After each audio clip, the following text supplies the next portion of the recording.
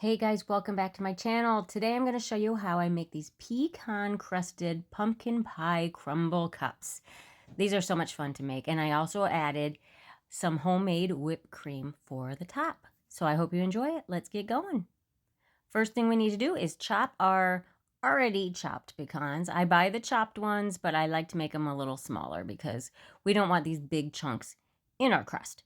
So we're going to, all the details, all the ingredients, all the measurements will be in the video description. So I'm going to try to give you the overhaul or overview, but if you want more details with all those things, they'll be in the video description. So we're chopping up all of our pecans, and then I'm I have melted butter, and I add the pecans to that, and then we submerge them a little bit.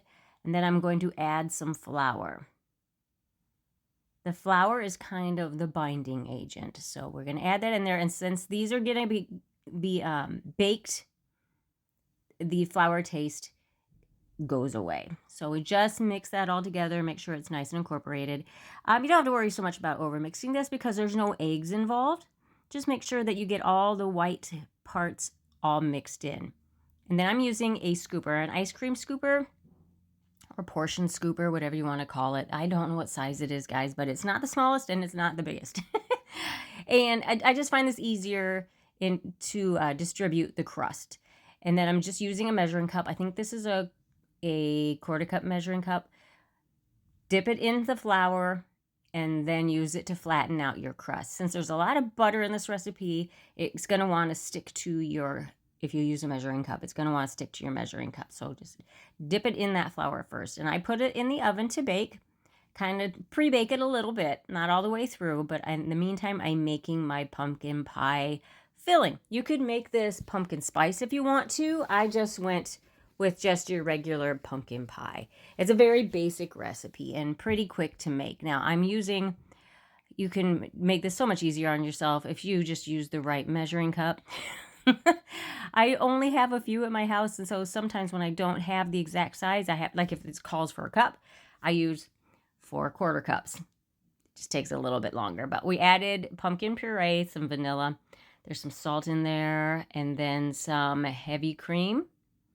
And we're just going to mix it together till we get it to be about this consistency. You can see that it's all worked in there together.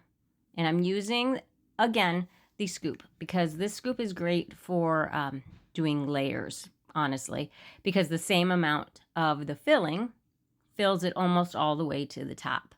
These will rise a little bit maybe, but not a whole lot. So fill it almost all the way up to the top. And I'm just tapping it on the counter to get it to level out. I put that in the oven and let that bake halfway. I'm going to say halfway, approximately halfway, because we're going to add our crumb topping.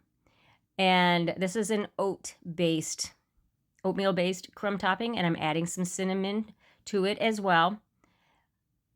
All these ingredients, like I said, will be in the video description. But then we add some chilled cubed butter. And I'm just using my hands to mix it together. Oh, I was saying that we don't bake the cups all the way, because this topping, I'm going to want to push it down into the pumpkin a little bit so that it sticks.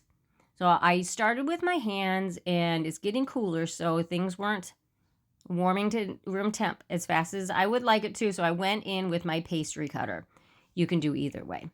And just get this to the size of crumb that you like. You don't want the butter to be in chunks that are so big that when they bake that it melts all the way completely. You do kind of want that crumb texture to it. So use that to get it to like pea-sized pieces of butter in there. And then I'm just using a teaspoon or a tablespoon. You can use a regular spoon. Heck, you can use your hands, whatever you want to do. But I ended up using about 2 heaping tablespoons per cup, honestly, because once you push it down in there, it takes up some of the bulk. So that I went back in and I put some extra on top, because you know it is going to melt down as it bakes. So I didn't want it to sink down too far, so I added some more. I put them back in the oven to complete the baking, and now we're going to make our whipped cream. Now, I showed you that I chill the bowl in the freezer before I even start this whole process because that helps your whipped cream whip up faster. It will work either way, but it just, takes some of the time away. And then we're going to whip it until we get it to stiff peaks. I can't tell you a specific time because it seems to be different each time. You just watch it. And when we get to about this stage, that's when you stop. If you keep mixing, you might end up with butter. We don't want that. And then I have a pastry bag inside of my cup. I do have a tip in there. It's a larger French tip. And I'm just adding my whipped cream into the bag this way. I find it easier. You don't have to. You can drape the bag over your hand like you see it also. Either way works, but I like to kind of have both of my hands free while I'm filling a bag. I don't always do it, but if I think of it, this is the way I prefer. Then we just fill it, not all the way full. You need to make sure that you can twist the top of that bag and it's not squeezing out the top. So maybe 2/3 full. And this is our cups fresh out of the pan. I'm just using a paring knife to kind of cut around the edge because, like I said, there's a lot of butter in this recipe. Speaking of, there is so much butter in this recipe that I would not recommend these cheaper cupcake liners. I would make the extra step, make the extra purchase, and get, you can even get the tulip liners, but you need a heavier duty liner, preferably wax coated. It will just make your life easier.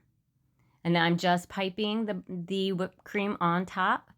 And once I get all these piped, then I go back and I sprinkle with just some cinnamon. You could make that, again, pumpkin spice by adding some other, your nutmeg and your clove to the cinnamon.